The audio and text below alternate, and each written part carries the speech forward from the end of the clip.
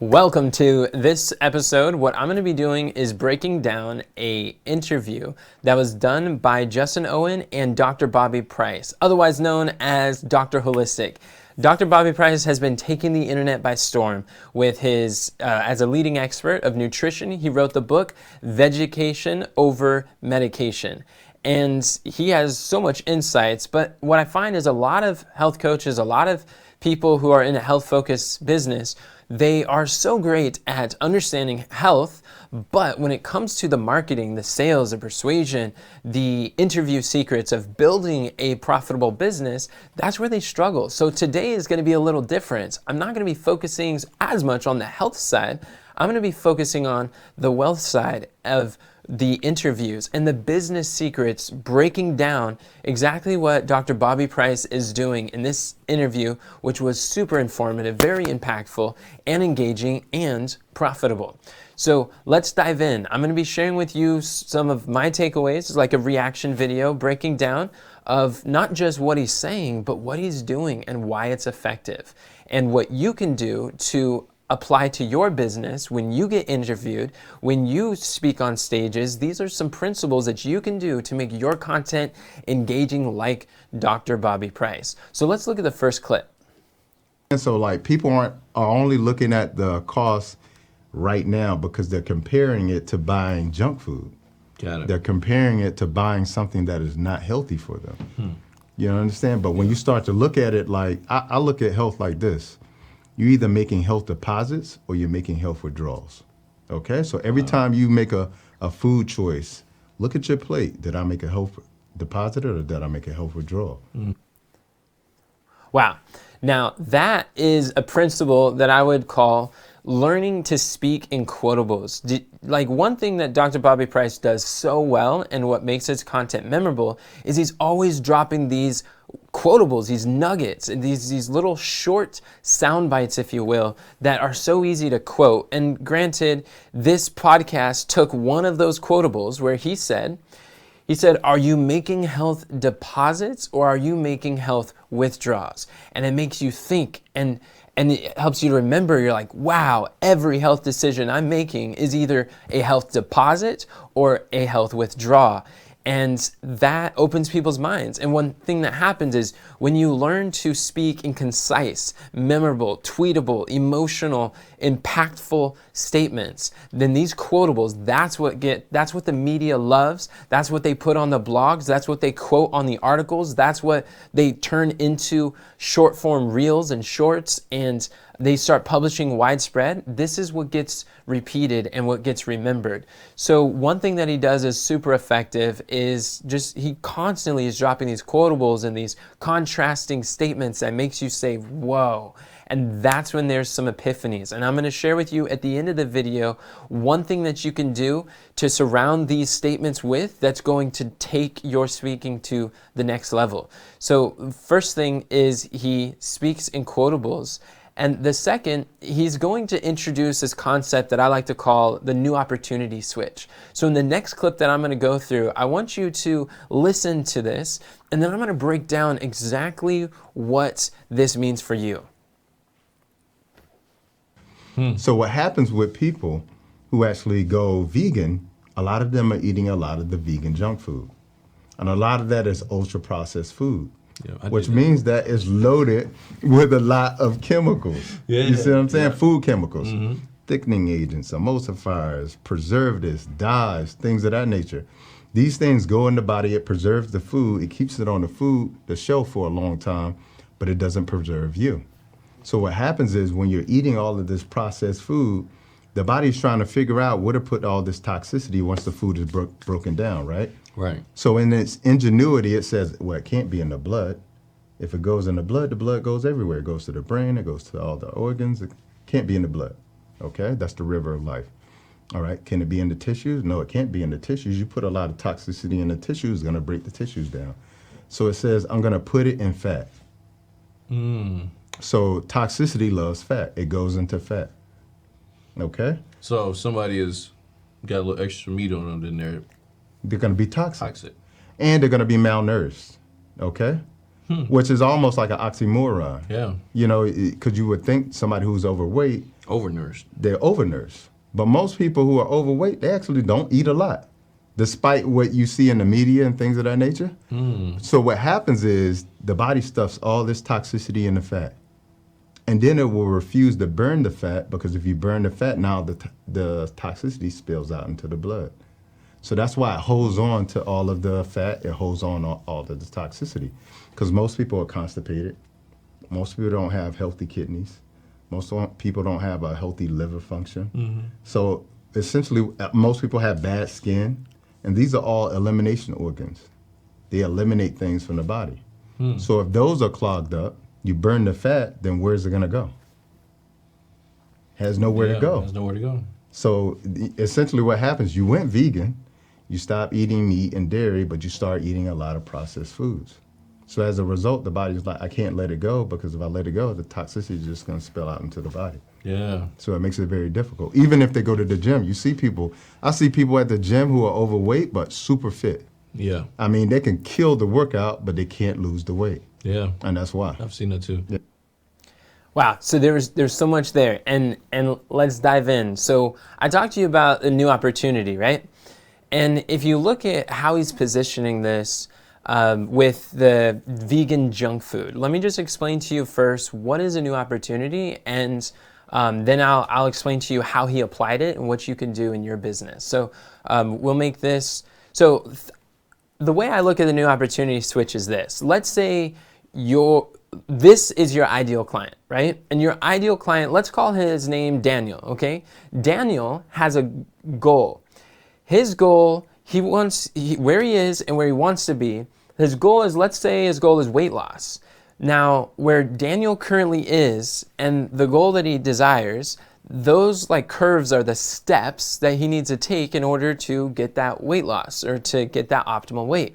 And what those steps are, that's your framework. That's your step-by-step process. That's your program. That's your detox. That's your product. That's what helps them to get to where they want to go. However, Daniel already has a current vehicle, a vehicle that he is using that is not successful in order to achieve his goal.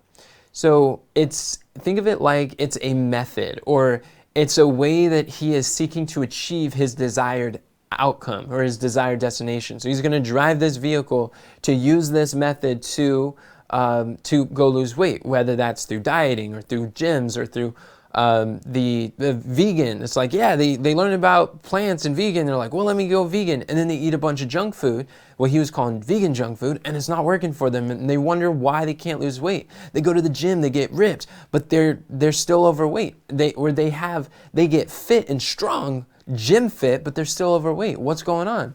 So that's a current vehicle where they're frustrated. What they're doing before they meet you and your product, your methodology. What you want to do is you want to teach them to switch. You want to introduce a new opportunity or a new vehicle. Think of something that allows them to get out of their car, and it forces them to have to come over and drive this new method of accomplishing their goal. Because if you're teaching what's called an improvement offer, if you're just saying, hey, you're not losing weight at the gym, I'm going to show you how to work out better or faster, or how to get there quicker. Anything that ends with the ER, those improvement offers, they don't work very good. What you want to do is have something different, not an improvement, but something different. So let's look at this example. What we have here is so if you look at it like there's an old way and there's a new way. There's the old method that they're currently doing, and there's a new method that you're introducing, a new way that you always want to contrast, because the human mind cannot, under any circumstance, understand a new concept without contrast. So contrast is essential. So the old way, he talked about vegan junk food and how vegan junk food, people get vegan, but they're still eating these processed foods and the toxins, and they've got all this toxicity. So now the question is, what do we do with all the toxicity that goes into the body? So the new way that he contrasts is plant-based, whole foods. And he shows in this interview, he's like, I'm not vegan. I never really called myself vegan. Vegan started in a movement in the 1940s and it was really about, it was for animal rights, and that's what it was referring to. But he's like, plant-based, like I've been plant-based for since 2012. And he's been plant-based for a little longer than that. He's like, he was plant-based before vegan became a buzzword and became popular. So he's contrasting, first of all, he's like, he went plant-based for health reasons, but not all vegans are healthy. Not all vegan, like soda is vegan, Oreos is vegan, but it's not healthy, you see? There's a lot of toxicity. And I resonate with that because I also went plant-based because of health reasons. And so then he goes on and he says, well, what about the gym? Even if you go to the gym, they're still not, you could be gym fit and still overweight, where people are strong, but they're overweight and they can't get rid of it. And Justin Owens, he says, yeah, I've seen that. And you can see that things are clicking. And so he shows that the key to losing weight is not going to the gym. It's not going vegan. It's detoxing. It's getting rid of the toxins, because he says that the toxins love fat. Toxicity loves fat, and they store themselves in the fat. So he's showing you how even people who are overweight, they're like, it's not through dieting. Like a lot of people, it's like, oh, what are they currently doing? They're doing, when they eat healthy, they call it like a dieting. Like that's something they do temporary. But on the new way is lifestyle. If you want it to last, it's going to have to be a lifelong decision. It's not something you do short term, but it's not dieting or starving yourself in nutrition. And he mentioned how a lot of people who are overweight are actually malnourished. He's like, what? Justin, did you see his reaction? He's like, you would think that they would be overnourished. And that's another quotable that he dropped down there. He said, people overweight are malnourished. That's a quotable that makes him say, And I want you to pay attention when the interviewer, Justin, is saying, and he's getting excited when you see things clicking.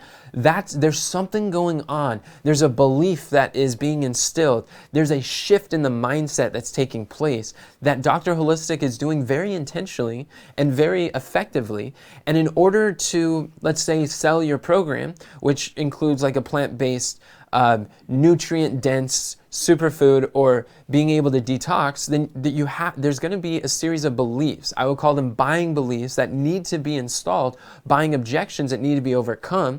If someone thinks the way to lose weight, and if Daniel believes to get his goal, he needs to work out harder, or he needs to diet more, then he's not going to be buying Dr. Holistic's 30-day detox, would he? No. So think about how these are actually overcoming buying objections. And when there's something that is, like, you want to teach your audience how to think, not just the steps to do. Notice how a lot of the interview is sharing science as it relates to overcoming these buying objections. And it's educating people closer to a sale, but it's also educating people to the better, healthier version of themselves. So let me know if that makes sense in the comments. Type yes if this is clicking for you so far. So let's say you want to find your old way, new way. So a question you can ask yourself is, what method is your ideal client currently trying to get their results? What method, or like what vehicle are they currently in unsuccessfully that's not working for them? What is the popular methods in the industry that, let's say, that you disagree with, or that you don't agree with, or that is not going to, isn't going to help them to get where they are? These are things, the old way or the current vehicle, think of it as like competitors that they would be doing. Maybe surgery, maybe it's the drug medication, maybe it's a different methodology of healing that they're either like, they're going to compare your program, or they're going to compare this other vehicle. That's what you want to write down and learn to speak. Many times when you speak, contrast what other people would be doing. And if they did it, then they wouldn't be choosing you. And you want to learn how to present your opportunity as a new offer, a new vehicle, an opportunity switch, because you want to get them out of that vehicle into your new, shiny, reliable, more effective and successful vehicle. So you can ask, what new way can you contrast against the popular methods with? There's something that you can do. And for him, he's showing detoxing. That's his new opportunity. Like the whole purpose of the first portion of this interview, he's like, if I could lead them to believe that detoxing, the new way, the new vehicle, new opportunity is the key to losing weight and feeling great and being healthy, then and their best chance of obtaining that is through my 30-day detox, then all of their objections, concerns become irrelevant, and they've got to accept my offer. And that's like this one big domino statement that Russell Brunson talks about. But you can see, just think about the old way. What are they currently doing that's not serving them? And what is the new way? What is your method, your unique process that when they do that, they're going to be able to get better results? So in marketing, what's better than being better is different. Different beats better every single time.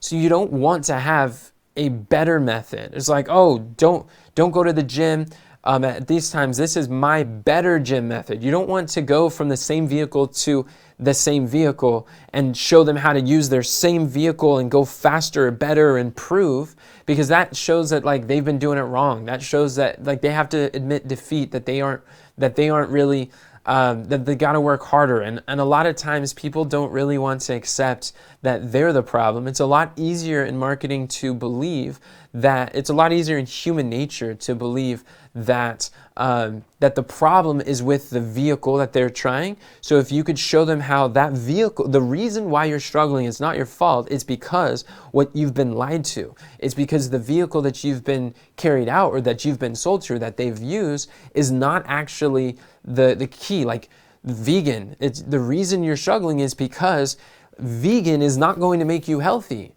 Plant-based, whole foods, free from the food chemicals and toxins and dyes and preservatives. And remember when he said, wow, the preservatives are great at preserving the food on the shelves, but they're not great at preserving you. That was a quotable that he was speaking in.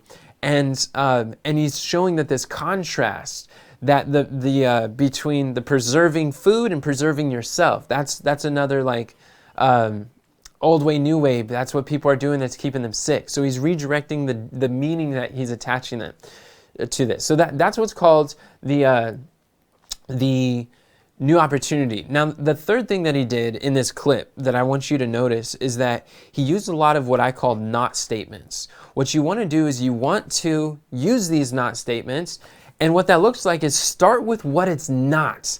Before you tell people like that, even if detoxing is the best thing since sliced bread, and you know it, and if you know that fat is stored or toxins is stored in the fat cells, then don't start with that. Start with where toxins are not stored. Notice how he did that. Start with what it's not, then share what it is. You do this, and it's going to pique people's curiosity. Rather than just introducing your new vehicle, your new opportunity, go tell people what it's not. It's like, I'm going to show you the secret to losing weight, and it's not a pill. It's not going to the gym, working harder at the gym. It's not dieting. It is not going vegan. It is not whatever and you just list off all these competitors, all these other things that people would otherwise be doing, except yours. And by you sharing what it's not first, it helps people be like, whoa, because anyone who's thinking, yeah, I need to go to the gym if I want to lose weight. He's like, it's not going to the gym. They're like, wait a second. Now you have their full undivided attention, that they're like, well, if it's not going to the gym, then what is it? So it opens people's minds. It creates this open loop of curiosity that now you have their attention to show people where they're going, to show people what that looks like. And now they're going to listen to the interview longer. They're going to listen to your sales message longer. They're going to be more open to when you receive what it is, because you've already basically eliminated all other possible outcomes. So I'll give you an example what that is. What he shared is, he said, so when you eat these food chemicals and preservatives, it goes into your bloodstream. Or, I mean, you eat it, you digest it, and then now you got all these toxins in your body. Where do they go? It's like, it's not going in the bloodstream, because that's the river of life. It goes to your brain. It's going to kill your body. So it's not in the bloodstream. Where do the toxins go? It's not going to go into tissues, because then your tissues will die and create disease. So your body's not going to put the fat in the tissues. And then he shows that a lot of people are constipated, so the toxins aren't going out through the colon. A lot of people have unhealthy kidneys, so you're not going to urinate, you're not going to eliminate the toxins through the urine. A lot of people have dysfunctional livers. That's designed to purify, but people's livers aren't functional. And he says it's not going to go through perspiration or sweat through the skin because a lot of people got bad skin. You got eczema, rashes, dry skin, a lot of skin conditions. So he's showing all these organs and methods that the toxins would otherwise flow through, and he's basically showing how the toxins aren't going through those. So then where do the toxins go? All that to say, toxins are put in the fat. And if you see in the video that when he said that it was like everything was building up, and you could see Justin's like on the edge of his seat, and he's like, well, then where are the toxins going? And the moment that he finally said what it is, that the toxins are put in the fat, Justin's like, epiphany moment. That was an aha. That was a breakthrough. That now there's a mindset shift. There was a belief that was now built in this new opportunity. Which when there's belief in this new opportunity, that's what helps people to stop what they're doing that's not serving them and start doing what will serve them, and through your product and through your 30-day detox. Does that make sense? So that's what this use not statements. When you learn to leverage not statements, you will have better attention, better conversions. You will have more people listening to what you're saying and believing what you're saying. Instead of just telling them what it is, people can often disagree with you. People hear it could go through one ear and out the other. Maybe they won't pay attention. But these not statements is like what I would call an attention amplifier, because it's going to amplify. It'll help people lean in to sit on the edge of their seats and to be able to like really pay attention to you more when you're speaking. So the next thing that we're going to be looking at in this interview is what I like to call monetize with metaphors. In my book on high-ticket health coaching, one of the principles that I teach is when you learn to use metaphors and you illustrate these complex scientific process and steps and you simplify it to everyday metaphors that people understand, that's when people start buying, because a confused buyer always says no. So if you can simplify and use simple language like metaphors, connecting things that are familiar, that the person already knows, to something that's unfamiliar, like this health, like detoxing, like your products and programs, then that's a way that people are going to want to buy and be on repeat. So let's listen to how Bobby Price is able to use these metaphors. And the way the whole thing is set up, you got like a whole meal plan. I mean, you do really good, by the way. Yeah, I like appreciate that. We just bought another set of it because, we do it again. But you told me a person should do it every 3 to 4 months. Every 3 to 4 months, like an oil change. Yeah. And just think about that. Like we have all of these processes for our cars and homes. Yeah. We change the oil on our cars every 3 to 4 months. Yep. We change the spark plugs. We change the wires. We change the brakes, the tires. Mm-hmm. We have no processes like that for our bodies to maintain our health. Yeah. So people go years without doing anything. Occasionally having a healthy meal. Did you catch that? So here he is. His client was saying, you recommend that we do your detox 3 to 4 months, right? And just like clockwork, he was like, just like an oil change. Exactly. 3 to 4 months like an oil change. And then he goes on and he shows that we replace we service the parts. We do these oil changes. We change a lot of things in the vehicles. But what system do we have for changing or cleansing our body? And so it's this connection where not only, if you just say like, yeah, buy my product every 3 to 4 months, that's what's the key to health. People are like, you just want me to buy your product. But when you give them a reason to subscribe, a reason to get an auto ship, or a reason to reinvest, and one thing that I would do if he doesn't have already is actually have an option that can bill people every 3 to 4 months that would allow people to literally subscribe so they don't have to make the decision and they can get that again. Otherwise, they have to go out of their way or remember to go get that oil change. But it was such a good, smooth transition that was so quick where he's just like, yeah, 3 to 4 months, just like an oil change. Because that's something that we know. Most people are familiar with changing your oil 3 to 4 months, but now he's just associated something that's very familiar with something that's unfamiliar. And it gives you a reason, and now it makes sense. Now we got this story, we got meaning attached to why we would want to buy his detox every 3 to 4 months. So, and that's where you get some recurring revenue. That's where you're able to build a business that has recurring income, that you already know how much is going to be in your bank account without like waking up in the morning. It really helps to stabilize your revenue. So think about some of these things. I really like that example that he gave of that oil change. Like another way that you can use metaphors, I know things that I've done before, is sometimes that we have a health pack and a products of various supplements where people are like, well, is it okay if I just like get this piece and not the other? And I tell them, yeah, it's absolutely. You can get the individual parts and products, but think of it like an engine. Our system is designed to be very synergistic. And when each part is together, they work better together. So by just having bits and pieces, they'll still work on its own, but it's not going to be as smooth. It won't be as effective. So by learning to piece by getting the whole package, then the engine's able to run smoothly, and that increases the order, the average order cart, the average transaction value, and it's true, and it serves the clients even more.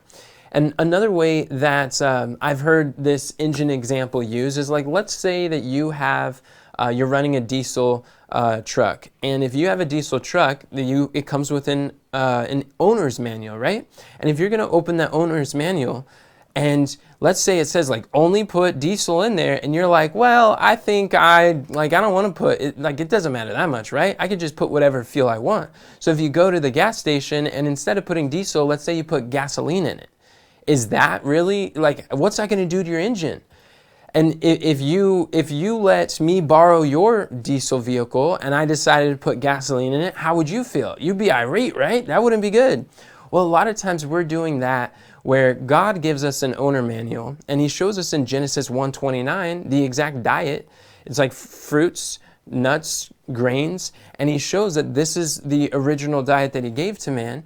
And then we're like, yeah, but I want to put whatever I feel like in it. So we put a different fuel. But he who created you, while you're fearfully and wonderfully made, wouldn't he know what's best, the best fuel for the optimal performance in this engine that is your body? And then it clicks and people are like, yeah, I agree. I could see that. That makes sense.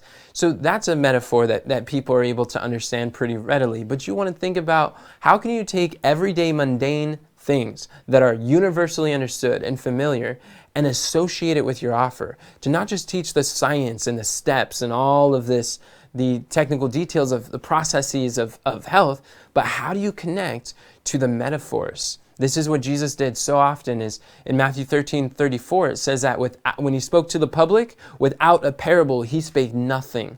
And some of the greatest teachers in the world use metaphors. They use parables. They use stories as they introduce these concepts. So the next thing that I'm going to show you in this interview is he does what I like to call the reason close. When you learn how to reframe people's minds, when you help them to overcome buying objections, it's really powerful. He's going to do this reason close, and I'm going to play this clip, and then we'll see how you can use this in your business. Most people actually say the parasite is the worst for them. Wow. And now let me backtrack real quick. What he's talking about is this tea. It's this tincture where he has like parasite, like herbal drinks. It's an herbal drink, and then it's one for the stomach, one for detoxing parasites. So he's just, Justin is sharing his experience that as he went through this, he's like, yeah, you warned me that it was going to be bitter.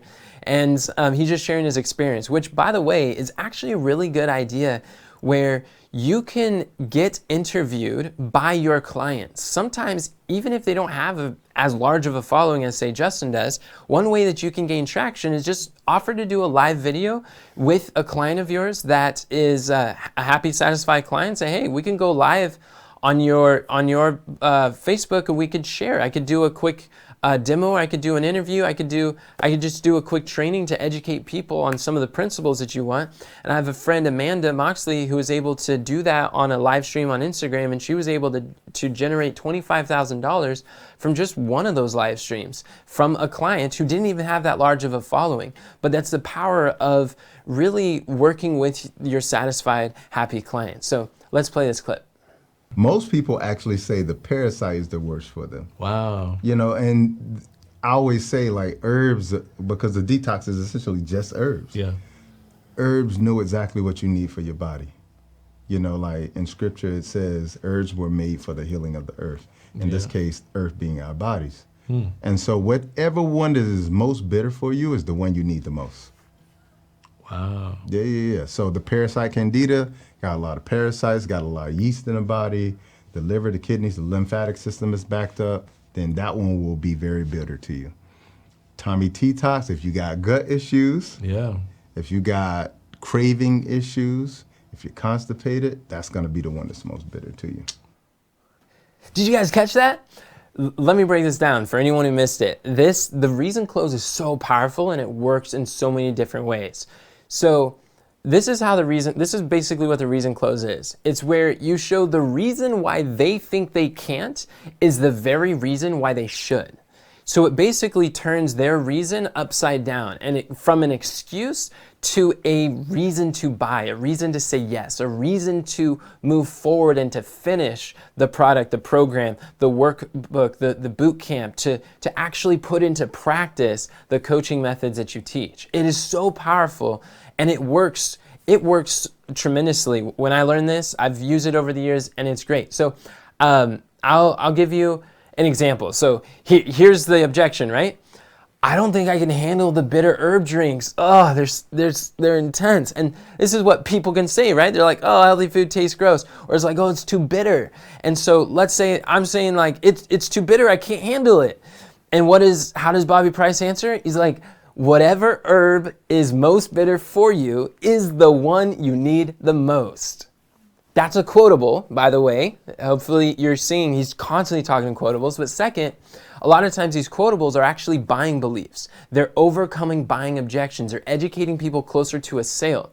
So now, if I believe that, oh, I can't handle the bitter herbs, do you think I'm going to finish this product? Do you think I'm going to get the results? I'm going to detox, lose weight, and feel great, that I'm going to be a happy, satisfied success story as one of his students? No, it doesn't help me, and it doesn't help his business. It doesn't help you if you don't find ways to help overcome their objections. And notice what he's doing is he's not just providing the practical, the tactical support, he's giving the emotional support. He's helping people. He's not just teaching people what to do and how to do it. He's showing people how to think. He's giving people a shift of belief. So where now the meaning that I'm able to attach to this is that we have to move the next slide on here, whoever has that on there.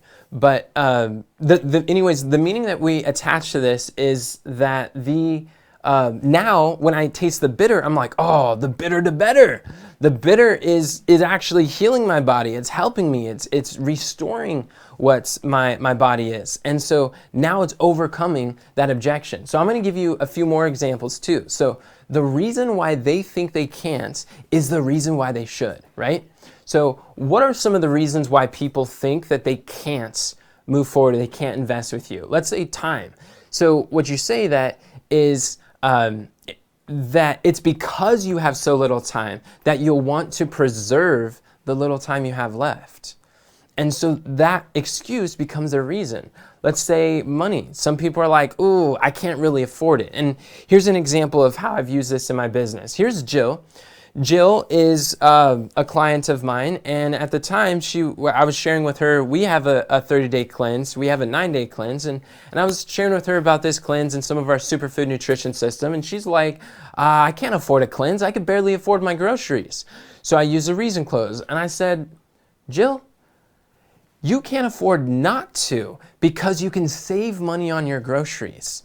It's like, if that's the case, then this is, if money is a reason why you can't, then money is the reason why you should. And she's like, what? Save money on my groceries? And she took the leap, and she was able to lose weight. She said, I've gone through a lot of cleanses before, but she says this was the best cleanse that I've ever done. She lost weight, she started feeling great, and she started to eliminate free of toxins, and she was feeling good. But you see that it was the reason close. You can't afford not to. She'd be like, I can't afford it. No, you can't afford not to. And then you give a reason why, because you can save money on your groceries. She's like, at first I didn't think that Like, I didn't see how what Enoch was saying was true or could be possible. She was spending like $400 a month on her groceries, and she cut it down literally in half. And she's like, well, I lost my cravings. I lost my sweet tooth. I wasn't eating the cookies. I wasn't buying the chips. I wasn't getting these things. And the amazing thing is, healthy bodies crave healthy food. Toxic bodies crave toxic food. So, like, toxic food, like the vegan junk food, it's not healthy for you. It doesn't feel good, and it's not good for you. So that reason closed when it comes to money, that could be the very reason why that they would invest if money is tight. But the key is, you can't accept their limiting belief. You can't accept, just because they think they can't, doesn't mean that you have to buy into their limitations. One of the greatest gifts that I give my students is, I don't accept their limiting beliefs. I see in them before they see in themselves. So another example that we see here is, what's another reason why people say they can't? What about their children, their family? So what you could do is you could share with them, it's because of your family that, it's because of your family you want to spend more time with them, that you want to be an example of what's possible for their health. Not just if, but when they are ready to follow your lead. Some people are like, I can't change my lifestyle because no one else in my family is going to do it. Do it for your family, because when they see your results, you're going to be like a walking billboard, is what I often tell my clients. And they're going to be asking you, like, what is going on? And then because of your lead, they will be changed. How would you like to be? Imagine when you are the turning point in your family's health crisis. Imagine when, because of your decision today, that you can change all of their tomorrows. Would you like that? And then the reason why they thought they couldn't becomes the very reason why they must, and they will. So the reason close is super powerful. The next thing what we're going to do is we're going to look at the cost of inaction. This Bobby Price does so well, and we're going to listen to this, and there's a lot of powerful nuggets in here. Now, I have a question, because the other thought process is like, listen, I don't make enough money to be plant-based because the concept is just very expensive. Yeah. What is your response to that? I absolutely refute that. And let me tell you why. Because people look short-sighted at it. They look in the moment at what they're spending on one meal, but they don't think about it. If you eat more plants, you're going to be less hungry. You're going to eat less meals. Okay, so you may spend a little bit more money on the one meal, but in the long run, you only eat 2 meals a day instead of 3. Mm-hmm. Okay, so that's one thing. The other thing that is really, really important, especially for our community, because we suffer from so many chronic illnesses, we're actually leading in every category. Wow. And even with black women are number 1 when it comes to heart disease. That's the number 1 killer of human beings. And black women, African American women specifically, are number 1. Wow. So when you think about that, at the end of the day, you know, like, when you think about how sick we are, when you think about our neighborhoods mm-hmm. that are flooded with fast food, that have no healthy food around us, when you think about the fact that now we have more dialysis clinics in our neighborhoods than McDonald's. Wow. It costs more to be sick than to be healthy, right? Yeah, that's a fact. You know, and not just, you know, time off from work, but think about it. It costs a diabetic $16,000, $16,000 to $17,000 every year to be a diabetic. Extra money, okay? Also think about the amount of time you lose in your life. Mm-hmm. You understand? Like, think about the amount of medications you have to take and pay the co-pays for. Thinking about the increase in your insurance, because if you get a new insurance, you have to go in, get your blood pressure checked, get your blood sugar checked, mm-hmm. and then they're basing that. They can adjust your rate, your premium based on that. Wow. Now, I know Obamacare had done a lot to kind of adjust for that, but they still do it. Yeah, for sure. You know, find a way to do it. Even life insurance. Mm-hmm. Life insurance, when you get life insurance, you gotta get a physical. You gotta get a physical. You see what I'm saying? So, like, people are only looking at the cost right now because they're comparing it to buying junk food.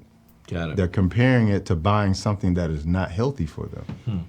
You understand? But when you start to look at it, like, I look at health like this.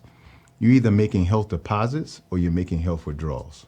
Okay? So every time you make a food choice, look at your plate. Did I make a health deposit or did I make a health withdrawal? Mm-hmm. And I think what you'll see is people are making so many withdrawals from their health, eventually what happens is the bank has to cash in. And that's chronic illness. That's, like whatever it may be. Right there. So there's so many good things there. And he was showing that one thing that people don't get is, first of all, one thing he said is that when you think about it, it costs more to be sick than to be healthy. So when someone's saying, I can't afford the healthy food, he's like, well, you can't afford to be sick, can you?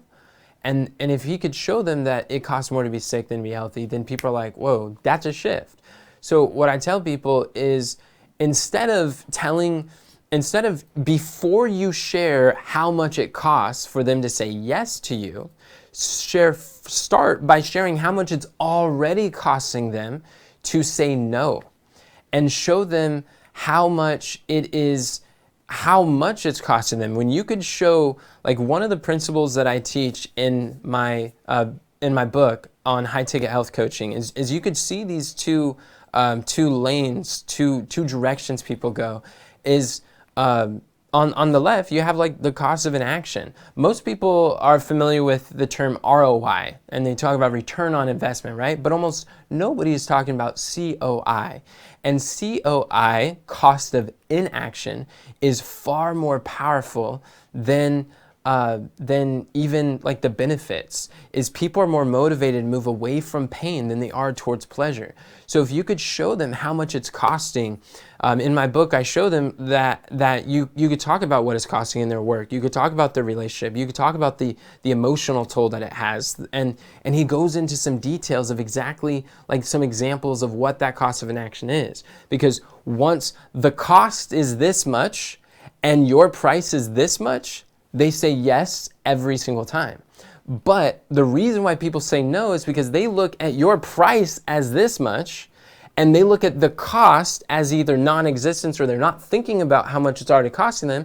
So all they see, the biggest number, is your price. And that's why people say no. And the price could be time. The price could be investing their learning. The price could be going through your program or watching your videos. The price could be, there's a time cost, there's an opportunity cost, there's even financial costs.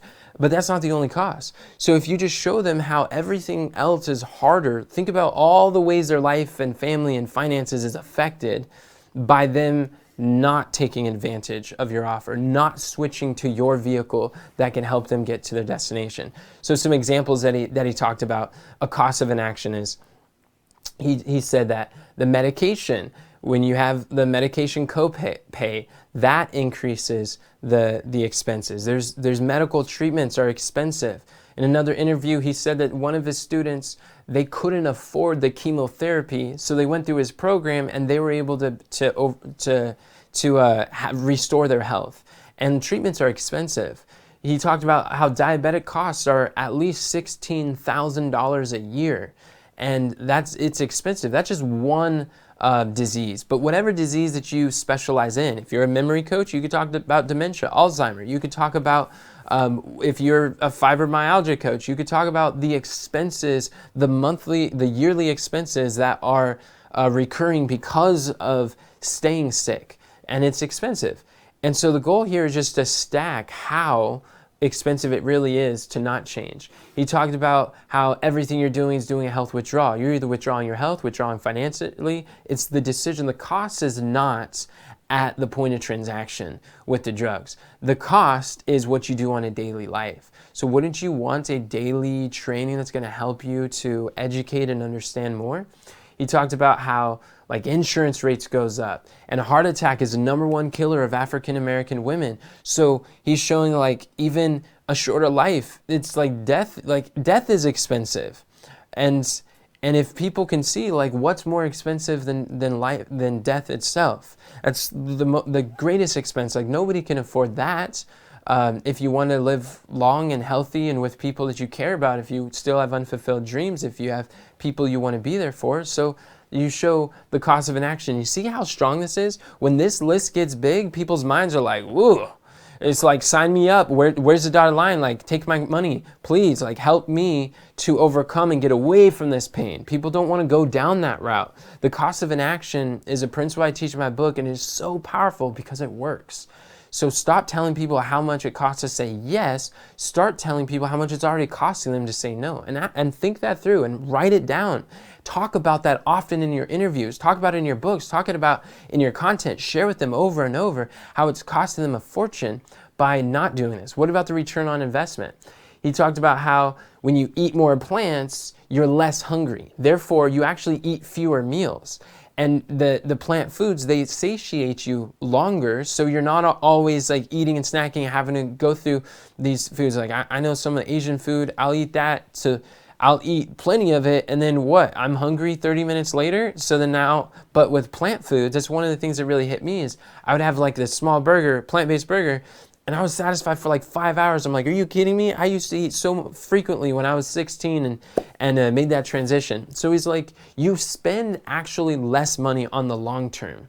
And then he talks about the health deposits you're able to make. So and a quotable, he's like, I look at it at health like you're either making a health deposit or you're making health withdrawals, and you get to choose which one that's going to be. So this is a really powerful exercise. And another thing is he talks about more time, because people value time, and what time is the stuff that life is made out of. So how people waste their life is how they waste their time is how they waste their life. How they shorten their time, they're shortening their life. And when you look at that, it makes a big difference. He's showing how you can save money. So if you just reframe the mind, if they're focusing on how much they're spending, focus on how much they're saving by saying yes to working with you. And longer life is always enjoyable. And really, time is far more valuable than money. So it's not just cost, but think about what is the time that they get to save, that they get to have. Maybe the time it takes to go up the stairs. Maybe the time it takes to like be huffing and puffing, or the time away from work, or the time sick where you're not able to be productive in your business or in your life. These are things that you want to think about. Show the cost of inaction. So if I were a brain coach like Jim Quick, I've heard him say that the two most expensive words in business are what? I forgot.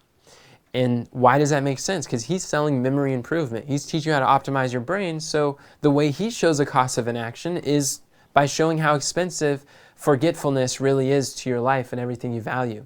Something that I've often said in when I've done health talks and I'm selling from stage, I'll let people know that your health is not an expense. Your health is an investment. But your health becomes an expense when you fail to invest in it. And that clicks for people, and they realize, wow, so you're shifting people from looking at how expensive healthy eating is to how it's an investment. And when it's an investment, they'll get a return on investment. And it changes the conversation. When you change the words of your prospects, you change their worlds. You change their life.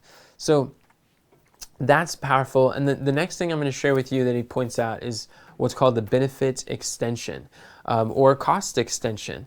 So it's once we get into this is where what separates the mediocre from the profound. Those who are really gaining traction and those who are struggling to sell from stage. And when you get on interviews, this is something that could really move people emotionally and move people to make changes. So check this out.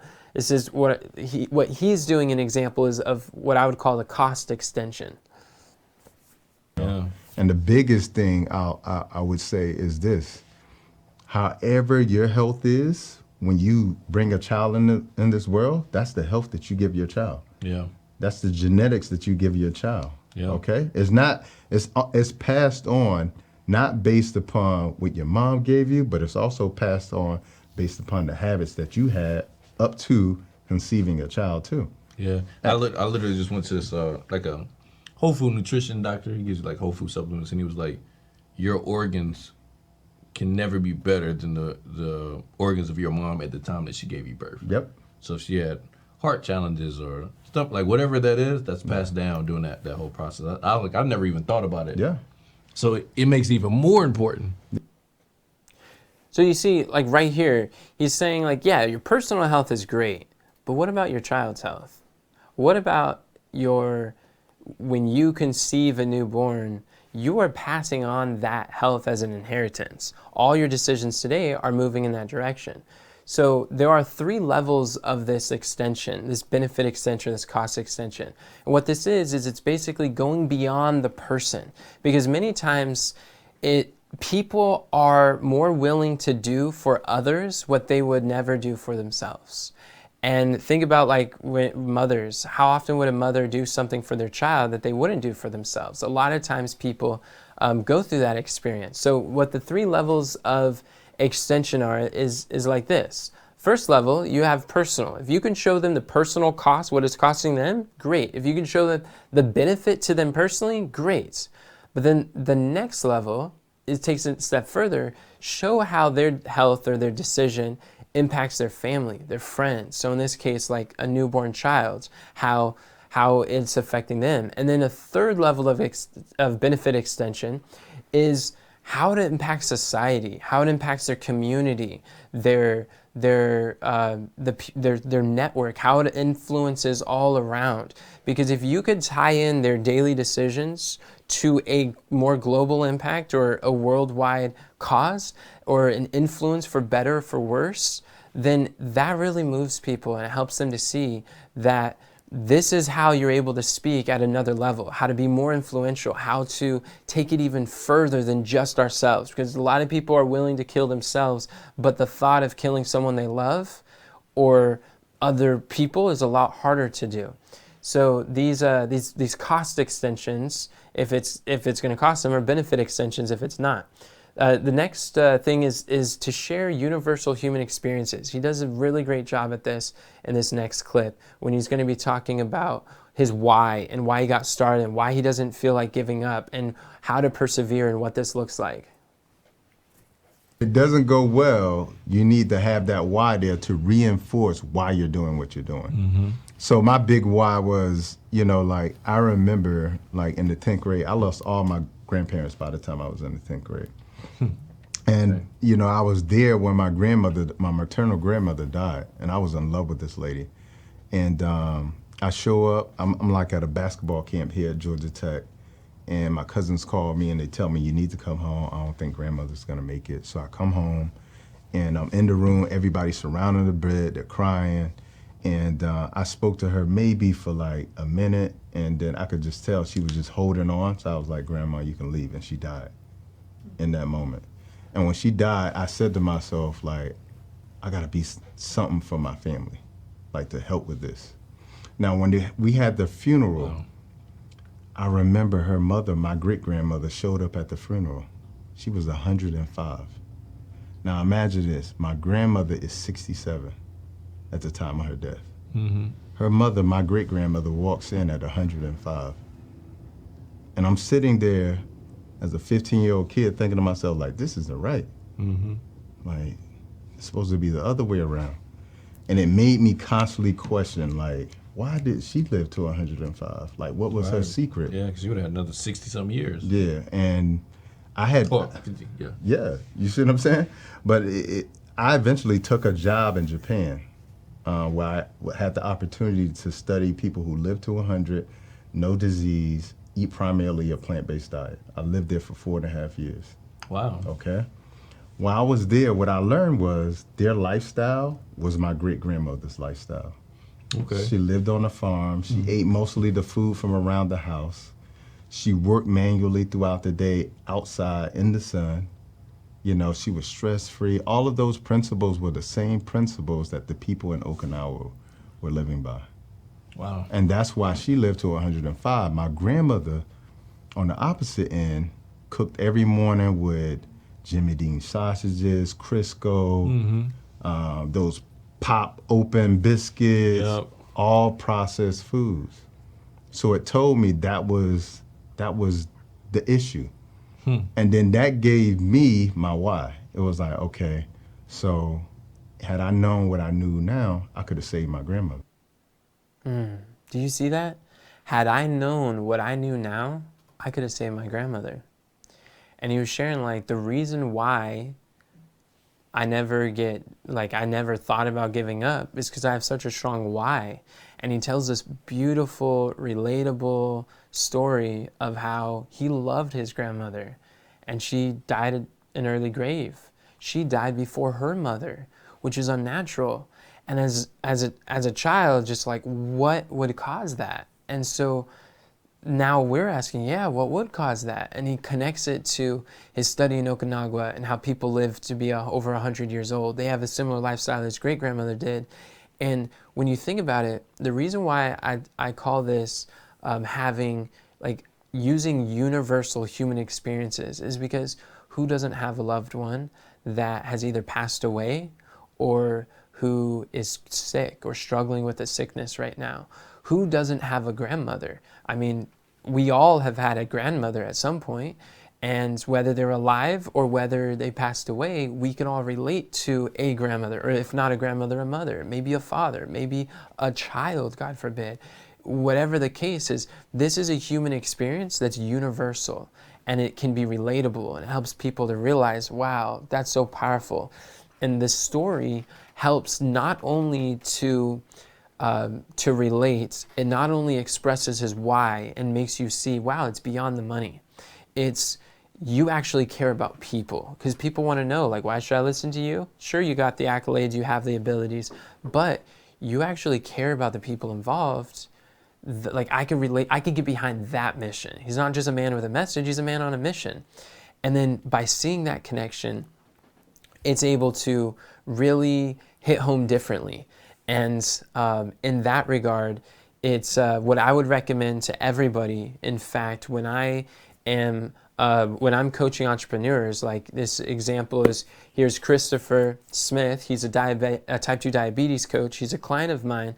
Before, he was struggling to publish his book for like 3 years. And afterwards, he, after working with me, he was able to publish his book in just 3 weeks. And one of the things when I help health coaches to craft their story and their origin story and to share why, like I asked them, like, why are you interested in diabetes? Why is this passionate for you? Why does this matter to you? Not only does his wife have diabetes, but his mother, his grandmother, he had family members, and he shared a very similar story that Dr. Holistic just shared, how she was sick and his father passed away from a cancer that now, like, had he had the knowledge that he had now, he could have extended the life of this man who's given so much to Christopher and he's so grateful for.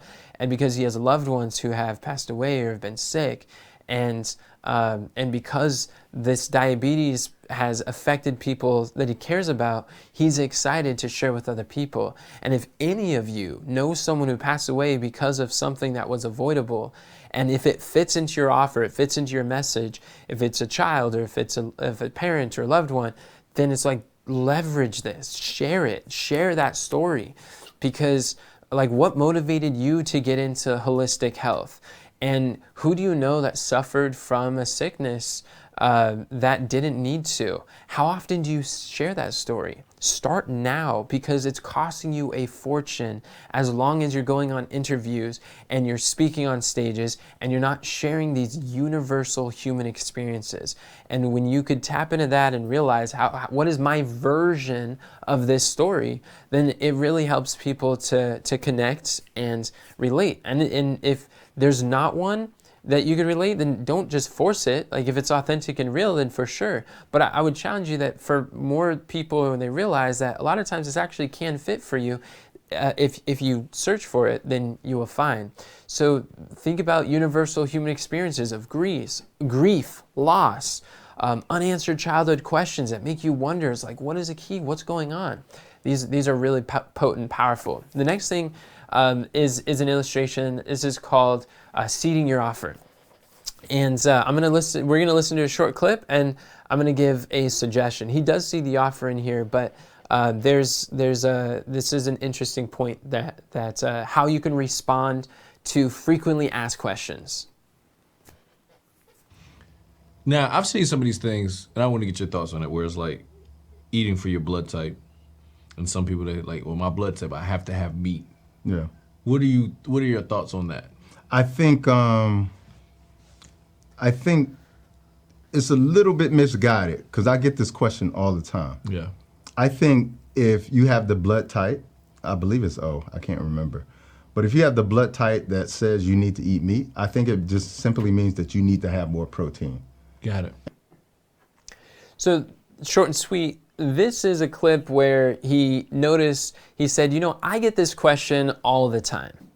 And he went on to share. Now, if I were to coach Dr. Holistic, just respectfully, I would say that this is a perfect time to seed the offer of the book, of something that you could say is like, well, I get this question all the time. And the way that I answer that in my book, Vegetation Over Medication, is, and then go into the answer. Where a lot of people, when they're being interviewed, they're getting asked questions and they're just like, oh, that's a great question. And then they answer.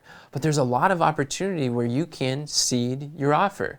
And what seeding your offer is think of it like you're planting seeds and then it springs up. You're looking for ways to bring business back to you, where you're able to introduce these business concepts, or you can share, or he could say, that's a question I often get in my 30-day detox. And the way that I answer that is, and by speaking of his products, his programs, and there are times that he's done that throughout this video too, so it's not entirely that he hasn't. So it's like, great job, Dr. Price. But also for those who are listening, you may not be aware of this. This is actually something that a lot of very successful speakers who are able to make 6 figures, 7 figures as a health coach, as a health speaker, as a health author, they're constantly seeding their book. They may say, yeah, in my book, Vegetation Over Medication, available on Amazon now. Did you see that?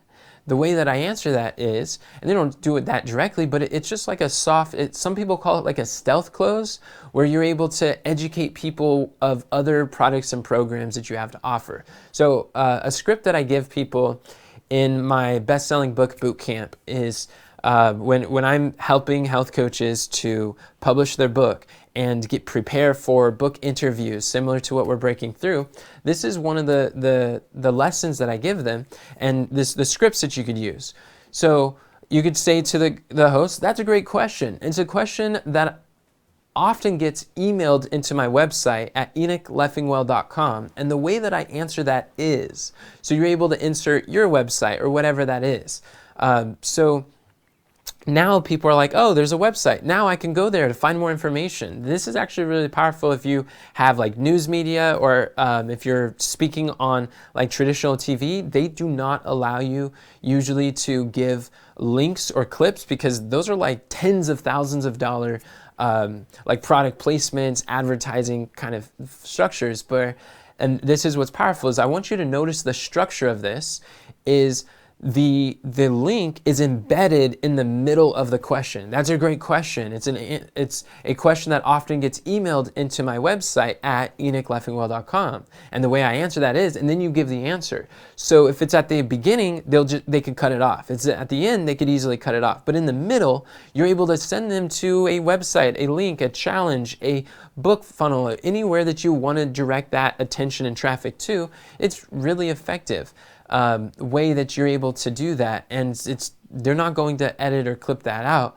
So that is like a master move that is able to bring new business to you whenever you're speaking on TV, radio, podcasts, or any live streams. This is really effective. Another way that you could do it, let's say that you are speaking at a live event, and this works also when speaking from stages, and you want to get more podcast interviews. You could say, that's a great question. Or you don't say that's a great question. Maybe you're being interviewed on a panel at a live event, and you could say, hey, that's a great question. When I'm being interviewed on podcasts, I often share, and then you can go into your story, go into your framework, go into your concept.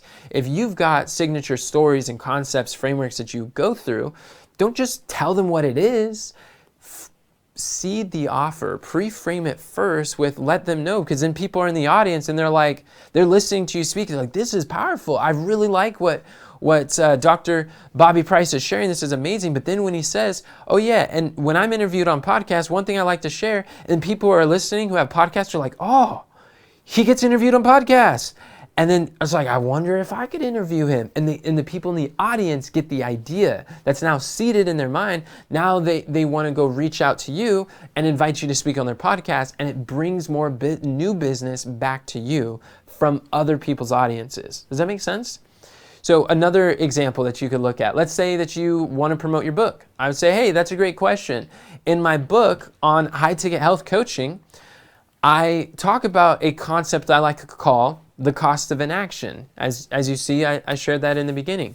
And that's an effective strategy. Let's say that you want to speak at other events. You're not speaking at an event. Let's say you're on a podcast interview, but you want to get booked to speak at conferences or on virtual summits or other events. So you could say, that's a great question. And you don't have to say that's a great question. You could just say, hey, a concept I love to say when I'm speaking at virtual or live events for health coaches is I often share and then insert the concept, seeding your offer or benefit extension, or about the difference between junk food and healthy whole foods, or you talk about what happens with toxicity. Whatever your method is, your new opportunity or your framework, or don't just drop the quotable, pre-frame it a bit with what is a concept that people can resonate with, and that's what clicks in people's minds, and that opens up more business to you. It brings business back to you that otherwise would have just been sitting there on other people's audiences. So if this is valuable, put value in the comments below if you're finding this helpful so far. And I'm going to share with you this and one more, and then we'll finish. The next thing that he does is called question control. And really, I've saved the best for last. I'm going to share with you how you can, number 11, I'm going to talk about how you can share these quotables and drop them in such a way that you can on command know exactly what makes people get breakthroughs, where do they get the epiphanies. Like I could know without a shadow of a doubt, like when I'm speaking and I'm going to drop a quotable, and I know when people are going to start picking up their pen and writing it, when they're going to like lean in, or when they're going to get a breakthrough, because it's engineered using what I'm going to share with number 11. So don't go anywhere. But question 10 is what I like to call question control. Notice how Bobby Price is able to do this and how impactful this is. And here's the important thing. All protein initially comes from plants. Okay? I want you to think about this for just a moment. What are the 3 primary animals that people eat? Chicken, beef, fish, pork.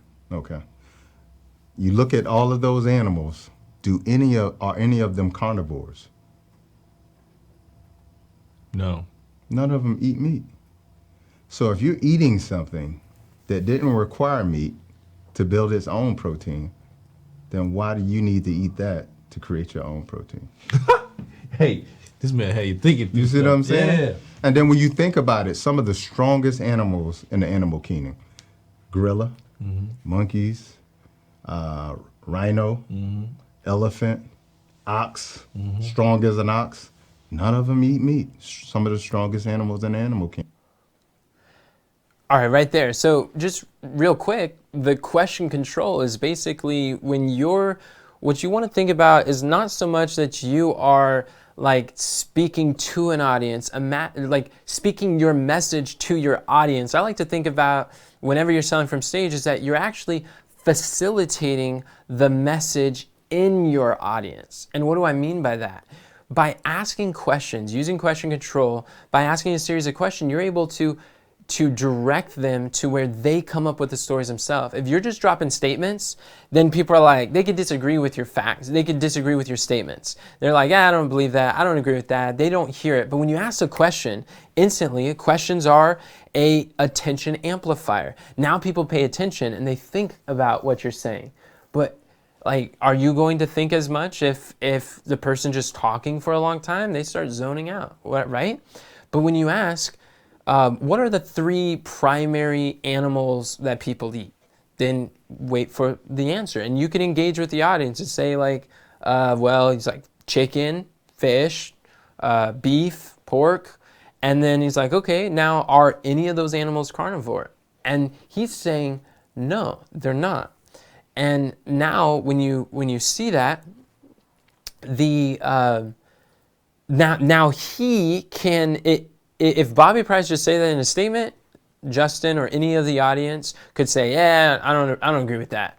But because now they're answering the question, if you can lead your audience to say it, to come to the conclusion, if they conclude it themselves through your questions, they're not going to they'll disagree with you, but if they say it, they won't disagree with themselves unless they're schizophrenic. So question control allows you to facilitate your sales message in your audience where they give you the sales message. Does that make sense? Like, that is so powerful. And you notice this where it's like that mic drop moment when he said that statement. It was just like Justin's reaction was priceless. I liked it because you could tell that he's got a breakthrough. He's got an epiphany. Like, this is exciting. This is amazing. And he does it because of this concept that I call, he presented Justin a story selling sandwich. And in this story selling sandwich, the way that this works is I want you to think about it like you have, this is a story selling sandwich. There's 4 parts. You have the bread, the burger, you have the lettuce, and then like another bun. So story selling sandwich consists of 4 parts. You have the statement, that's like the bread. You have the snapshot, and that's like the burger.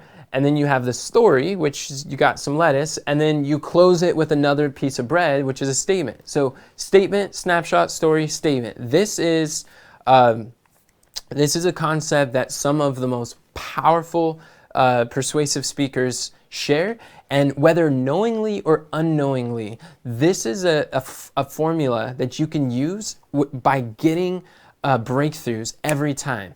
This is how you're able to introduce it in such a way that it is powerful. So let's say, how did he use this story selling sandwich? Now, I don't expect that he thinks of it or calls it in this manner, but many great speakers know to surround their statements and stories, to not just share the statements and the steps, but to surround each statement in a story that makes it more believable, makes it more emotional, makes it more enjoyable, engaging, and be able to understand better. So how does he do this? So the statement, he begins by saying all protein initially comes from what? From plants. And you might hear that, you're like, what do you mean by that? Or someone who thinks like, I need to eat meat to get my protein, then that's a shocking statement. It's like, well, all protein comes from plants. So then he gives a snapshot. What is a snapshot? Snapshot is a visual aid. It could be, like right now, I have slides. That's a form of a snapshot. Think of a snapshot like a photo or an image or a visual. So it could be, if you're just doing on a podcast and you have no video, then it could be word pictures. You can do it with questions that makes people imagine something in their mind. So that's all a form of snapshot, using verbal expressions that makes you think of pictures. So how did he use a snapshot? He's like, what are the 3 primary animals people eat? So what do you think about? Chicken. So either chicken, and then you think of beef, and then you think of pork. And as you can see, like whether you thought of the actual meat or if you thought of the animal, I imagined the animals in my mind. So that's a snapshot. And why? Because the ultimate selling tip, TIP, is turn it into a picture. Because it is, study after study has shown that when you use pictures, if you use memories, if you invoke the imagination, people can see it, then it's more emotional, it's more engaging, and they're able to learn it a lot better. So they are able to shift their beliefs and start adopting these buying beliefs. So the snapshot is, what are the 3 most primary animals people eat? What's the story? He was showing that, he says, are any of those animals carnivores? And they're like, no. So that's like, the story is like the meaning that you attach to it. It can be something that people are going through, but a lot of times it's like meaning, like, what does that mean? So there's 3 animals. Okay, what about it? What does that mean? So you surround your statements into stories, and it's all part of the same picture. You're giving examples, case studies of like these animals, or you're just seeing that, and then he drops a statement. And because he followed the story selling sandwich, he didn't just state facts and steps and science. He surrounded this statement in a story. That's when the mic drop moment occurred. If you're eating something that didn't require meat, to build its own protein, then why do you need to eat that to create your own protein? And Justin's mind was blown. And also other people are listening, they got a breakthrough. They had an epiphany moment. And when you're able to structure it in this way, it makes sense. And then beyond that, then he did what I like to call the story stack, where he says, what are the strongest animals in the animal kingdom? You got the gorilla, the rhino, the elephant, the ox, strong as an ox. And by now, so like stacking more stories, he's solidifying the belief behind that. And so I forgot to put the last statement there, but it's statement, snapshot, story, statement. That's the storytelling sandwich. When you use this approach, like you can know without a shadow of a doubt when the audience is going to pick up their pens, they're like, oh, I just write it down, or I got to write that down, or when they get the breakthrough. And what I like to do when I'm listening to audiences, or when I'm listening to interviews, or when I'm listening at a live event, or when I'm speaking at a live event, I pay attention to the sounds that the audience makes, because you can see the emotions that they go through. And when they all have an aha moment, you can hear it in the crowd. You can hear it in the interviewer. And then you look, if you want to get better at speaking, don't just look at what's being said, look at why they're being said. Reverse engineer that and say, hey, what is the method behind the principle? What caused that breakthrough? What led so many people to go to the back of the room to buy, to invest in the program? Why were they signing up left and right as a result and buying books, buying programs because of that interview? And then when you could you could identify as what I like to call being a super student of successful speakers, you can start to recognize what's being said and why it works and how you can apply it to your life. So I'll end with this last portion. It's the final words. Basically, he now transitions in the interview to talk about entrepreneurs, and he has some final words of advice to those in your situation. Now, how did you start learning how to get your message out there? You're doing an incredible job branding and marketing. How did you learn that process? Any tips you could share with entrepreneurs on that space? So then what he does is he goes on and he tells how he lived in Japan for 4 years. He traveled to South Africa, and he was teaching at this lady's raw food restaurant for 2 weeks. And for those 2 weeks, he taught every day.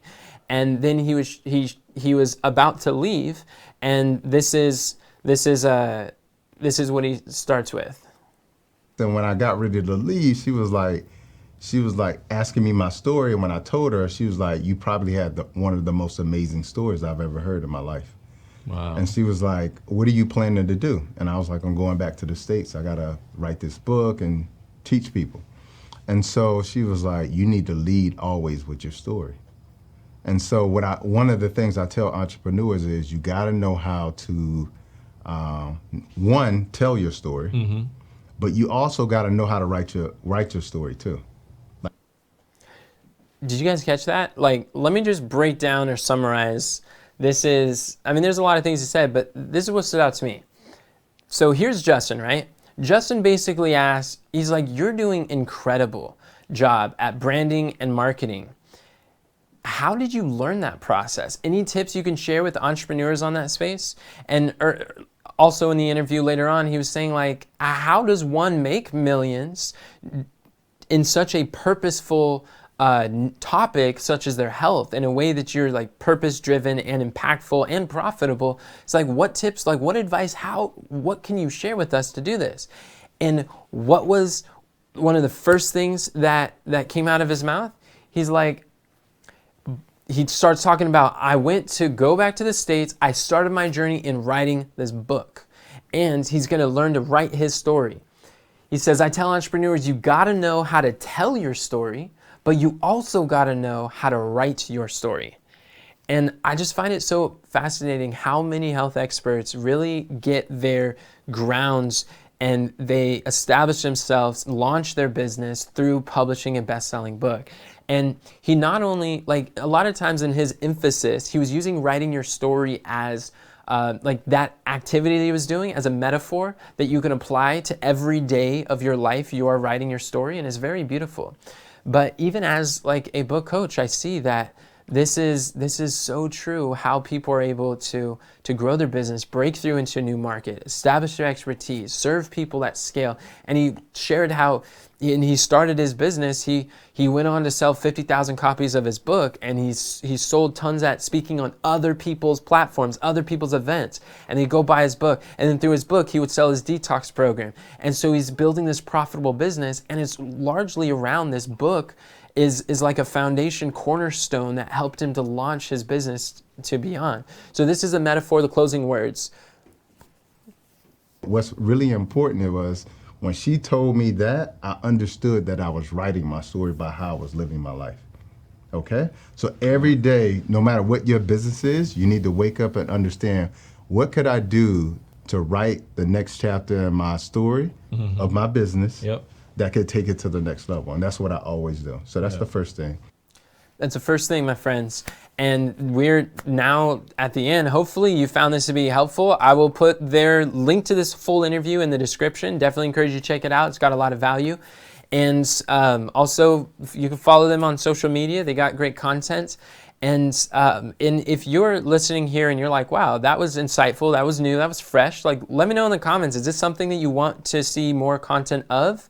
If so, what interview would you like me to break down next time to show not just what was said, but what are some of the sales principles, the influence persuasions? And coming from the background of being a professional speaker for 12 years, there's some things that, like Bobby Price mentions, that if you want to succeed in this health industry, then as a health speaker, then you got to learn how to invest in yourself. He spent over $50,000 in masterminds. I've spent over $50,000 in masterminds too. And I've been in a mastermind with Justin Owens here and some of our associates, and what I want to do is I want to pull back the curtains for you in these videos in this format. We're showing you behind the scenes curtains that all of the top health educators are doing, but they're not going to tell you. And many times they're either doing it knowingly or unknowingly. And some people are like, you think that they're really they're aware of this? I'd say some of them are, some of them aren't. And one of the reasons why people don't share is because, number one,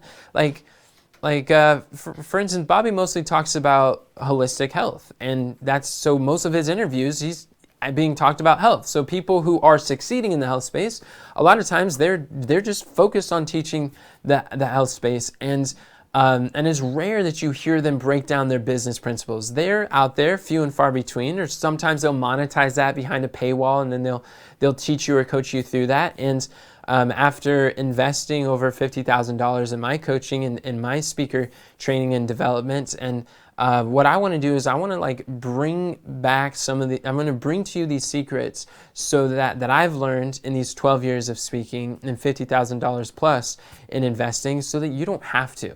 And I've already gone through so many courses, coaching, digital marketing, and masterminds, and I've been able to sift through 95% of the stuff that doesn't work. And then in my videos, I want to share with you the 5% of things that do work.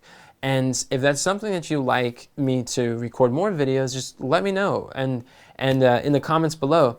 And for those who may be interested in publishing your book and packaging your health knowledge into a best-selling book so you could launch your business similar to how Bobby Price did, that's actually what I do. Is I help health-focused entrepreneurs to write, publish, and launch their book, their first or next book, to bestseller within 60 days. And I've got a unique process where you don't have to take months or years to finish your book, to write your story. I'm able to help you to package your health knowledge into a book, launch it to bestseller, and then build a business around that book so that you can impact the people that you've desired to serve. You can have those purpose-driven profits, build a profitable business, and change the world. Because I believe we can do so much more together than we ever could apart. So if you're interested, then you can text the number on the screen, 424-243-6624. Feel free. You can connect with me on social media. Anywhere that social media is, I'm likely there, and I'd be happy to connect with you. And my goal is to give back to the community of health coaches and health educators, because I know that the world is dying out there, and the world needs your message. And I want to help you to no longer be a best kept secret, to write your story, to tell your story, and to be able to learn how to share it in a way that moves people, to that not just makes an impact, not just influences them, but also increases your income, but to be able to do that all in a way that's authentic and serves the people you're called to serve. So definitely like, subscribe, follow us, follow me for more content like this. And until next time, remember, God doesn't call a qualified, He qualifies a called. Have a great day, and God bless.